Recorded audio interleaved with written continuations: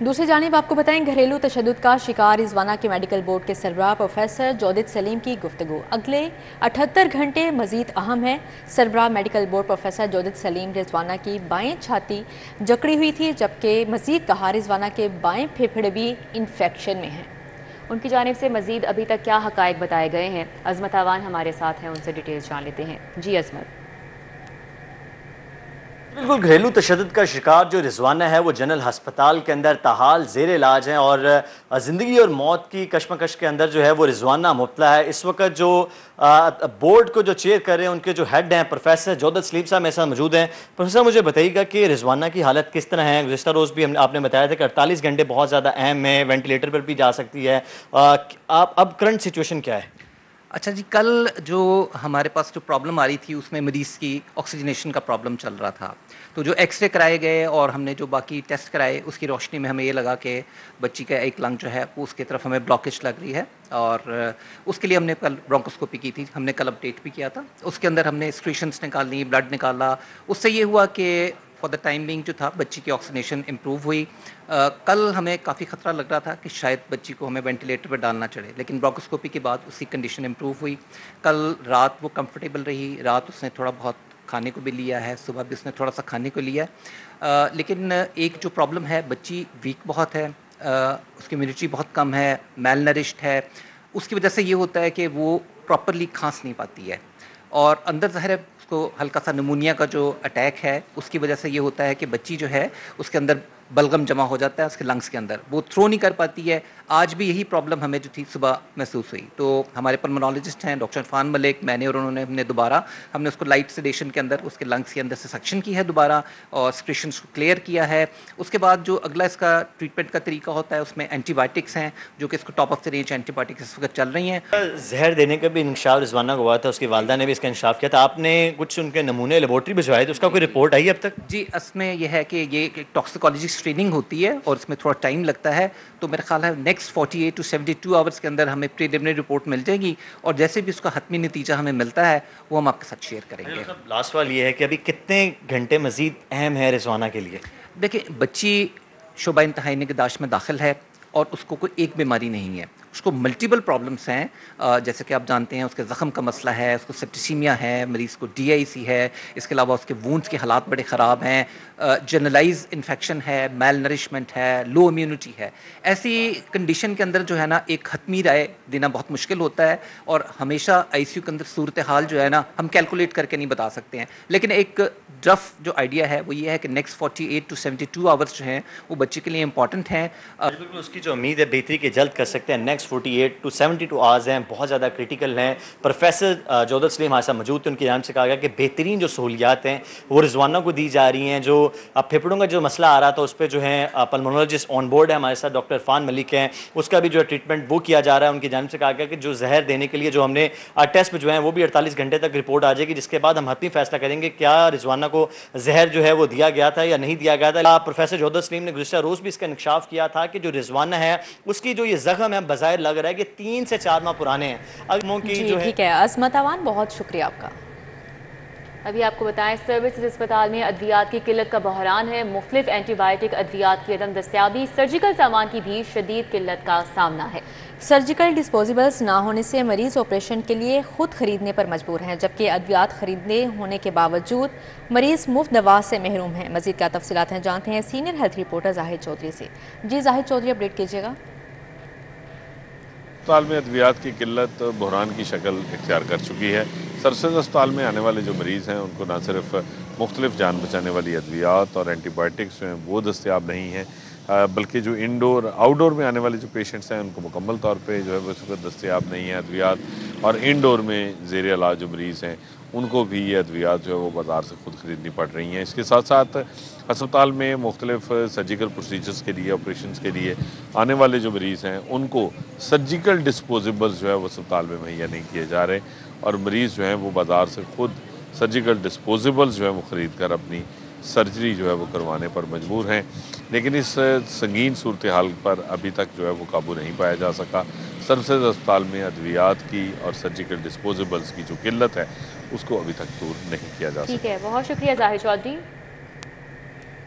पाक Suzuki company ने motorcycle plant बंद कर दिया है, जबकि पाक सुजुकी कंपनी का मोटरसाइकिल प्लांट्स 16 रोज़ के लिए बंद रखने का फैसला किया गया है। पाक सुजुकी कंपनी ने मोटरसाइकिल प्लांट बंद कर दिया है। इस हवाले से मजीद जानेंगे, शहजाद खान अब्दाली हमारे साथ हैं। जी शहजाद, क्या अपडेट्स हैं?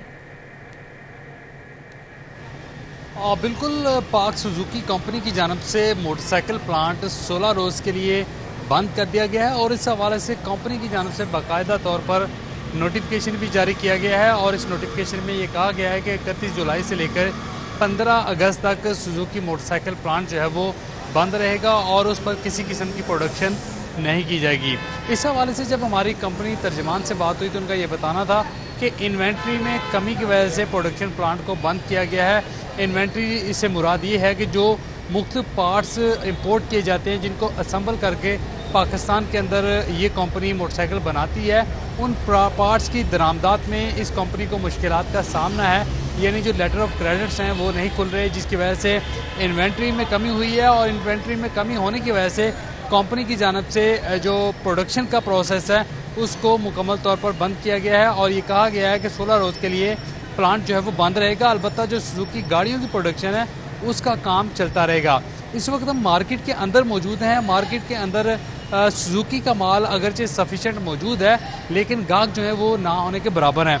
एक कंज्यूमर हमारे साथ मौजूद है, उनसे इस हवाले से मुख्तसर बात कर लेते हैं। अस्सलाम वालेकुम भाई। वालेकुम सलाम। सुजुकी ने प्रोडक्शन बंद की है, लेकिन माल तो मार्केट के अंदर काफ़ी है, उस हिसाब से गाहक आ रहे हैं? जी गाहक तो नामो निशान भी नहीं है और आपके सामने लाख रुपए का माल लगाया हुआ है। बाइक महंगी इतनी हो गई कि गाहक ने कहाँ से आना है, क्योंकि अब होंडा 70 1,55,000 रुपये की है, तो जो सेकंड हैंड है जो हम लेते थे 40-45,000 रुपये की, हम वो परचेज कर रहे हैं 60। सुजुकी की बाइक्स हैं उनको तो कोई 3.5 लाख से नीचे है भी नहीं गालबन। लास्ट बाइक GT 110 है जो 3.5 के करीब है, वो भी बजट से आउट हुई है लोगों के। वो लोग ले रहे जिनके पास पैसा बहुत ज़्यादा है, जो लो बजट का बंदा है वो नहीं ले पा रहा। 150 का कस्टमर है मार्केट? सर कस्टमर बिल्कुल भी नहीं है। 150 का छोड़ दें, अब होंडा 70 125 किसी का भी नहीं है। जो वाम लेनी आती है ना, जिसका बजट होता है 50,000 रुपये का, बाइक अगर मिलती 70,000 रुपये की तो किसने। और जो चाइना की मिनिमम बाइक है वो कितने की है? जो मिनिमम भी जो मिलती थी साल पहले 20-22,000 की, वो मिलेगी 40,000 की, 35,000 रुपये की। इस हवाले से जो मार्केट डीलर्स हैं वो ये बताते हैं कि मार्केट के अंदर माल जो अगरचे वाफिर मिकदार में मौजूद है, लेकिन गाहक ना होने के बराबर है। जो सुजुकी की कम से कम कीमत वाली बाइक है वो 3.5 लाख की है और जो मैक्सिमम इसकी कीमत है वो तकरीबन 150 सीसी 5.5 लाख के करीब है और मार्केट के अंदर गाहक ना होने के बराबर हैं। जी ठीक है शहजाद खान अब्दाली, बहुत शुक्रिया आपका। और अभी आपको बताएं, महकमा दाखिला पंजाब ने मियां महमूद रशीद को जेल में B क्लास देने की दरख्वास्त मुस्तरद कर दी है। महकमा दाखिला पंजाब तहरीक इंसाफ के रहनुमा मियां महमूद रशीद को जेल में B क्लास देने की दरख्वास्त मुस्तरद कर दी। दफ़ा 395 का मुलजिम होने पर मियां महमूद रशीद को B क्लास देने की दरख्वास्त मुस्तरद की गई है। मियां महमूद रशीद पर फ्लैटरी का मुकदमा दर्ज है और कानून के मुताबिक फ्लैटरी के मुलजिम को जेल में B क्लास नहीं दी जा सकती। महकमा दाखिला पंजाब तहरीक इंसाफ के रहनुमा मियां महमूद रशीद को जेल में B क्लास देने की दरख्वास्त मुस्तरद कर दी है। निगरान वज़ीर आला मोहसिन नकवी की हिदायत पर सरकारी हस्पतालों की बेहतरी का प्लान तैयार कर लिया गया। चीफ सेक्रेटरी पंजाब की ज़ेर सदारत सिविल सेक्रेटेरिएट में इजलास हुआ। इजलास का हवाला बताएंगे कैसर खोखर, एडिटर ब्यूरोक्रेसी हमारे साथ हैं। जी कैसर खोखर। जी बिल्कुल, चीफ सेक्रेटरी पंजाब साहब अख्तर जमान की ज़ेर सदारत सिविल सेक्रेटेरिएट में अस्पतालों की हालत बेहतर करने के हवाले से अजलास हुआ है और 28 बड़े अस्पतालों की तमीर और मरम्मत में आलात की फराहमी के लिए 15 अरब रुपए जो है वो रखे गए हैं। चीफ सेक्रेटरी पंजाब ने कहा है कि अस्पतालों की हालत जो है सूरत बेहतर होनी चाहिए और जो भी प्राइवेट मरीज है वो प्राइवेट अस्पतालों को छोड़कर सरकारी अस्पतालों में इलाज के लिए तरजीह दे। और अजला के डिप्टी कमिश्नरों को अस्पताल हिदायत की गई है कि जो जिलों में जो अस्पताल है उनकी अपग्रेडेशन के लिए मरीजों की बेहतरी के लिए। बहुत शुक्रिया आपका।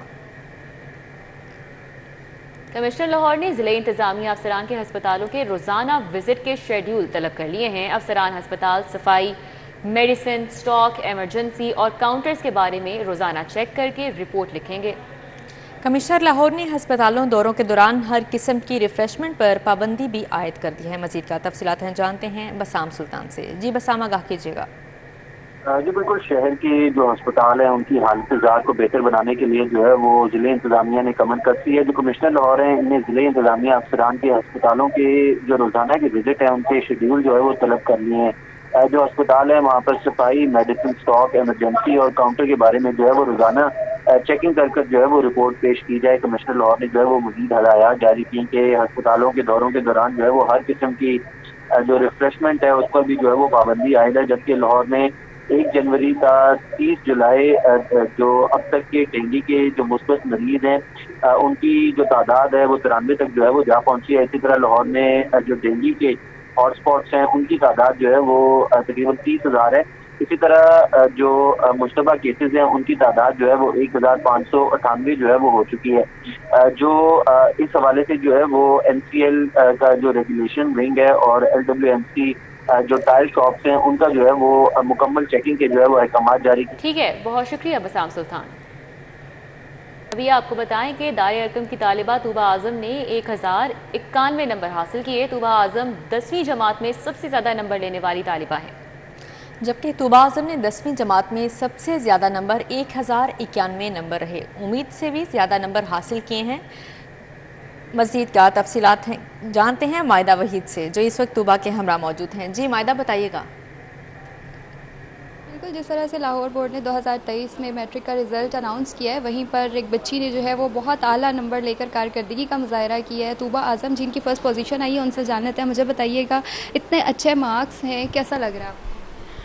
अल्लाह का बहुत बहुत शुक्र है कि मुझे ही खुशी देखने को मिली। मेहनत तो थी लेकिन जब उसका फल मिलता है तो ऑब्वियसली खुशी तो होती है, और पेरेंट्स को प्राउड करवा के तो वैसे ही बहुत। अच्छा, तो मुझे ये बताओ, कितना टाइम आपको स्टडी के लिए रिक्वायर्ड होता था? सारा दिन में कितने घंटे आप स्टडी करते थे? स्कूल आवर्स और एकेडमी के आवर्स निकाल के तकरीबन 4 से 5 घंटे रात को, मतलब उन आवर्स के अलावा। घर से कोई इस तरह का प्रेशर होता था कि बस पढ़ना है और यहाँ खुद अपनी मर्जी? नहीं, बहुत सपोर्ट, अल्लाह का शुक्र है। बल्कि ज़्यादा पढ़ता हुआ देख के पढ़ाई बंद करवा दी जाती थी, और रेस्ट बिल्कुल उस पर कोई कॉम्प्रोमाइज़ नहीं था, हेल्थ पे बिल्कुल भी नहीं, तो प्रेशर कोई नहीं था, अल्लाह का शुक्र है। मुझे ये बताओ, सुबह जब आपने अपना रिज़ल्ट देखा है तो सबसे पहले आपकी क्या फीलिंग्स थी? मैं अपनी टीचर से फ़ोन पे बात कर रही थी तो तकरीबन रो ही पड़ी थी मैं। एक्सपेक्टेशंस थी मेरी, दुआ मैं 1090+ की कर रही थी, लेकिन फिर भी जब मिला तो ऑब्वियसली बहुत एक्साइटेड थी मैं। बहुत ज़्यादा एक्साइटेड थी।